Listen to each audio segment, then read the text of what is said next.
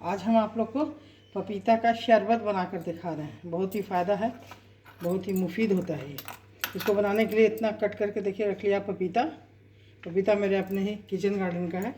इसमें 2 गिलास पानी, 2 चम्मच चीनी और 2 आइसक्रीम का टुकड़ा।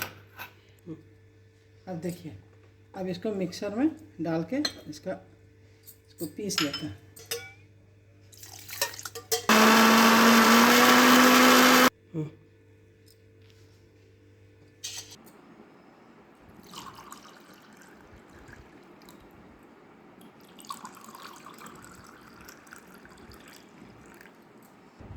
हो गया पपीता का शरबत तैयार है। आइसक्रीम डालकर इसको कीजिए पूरा। चलो।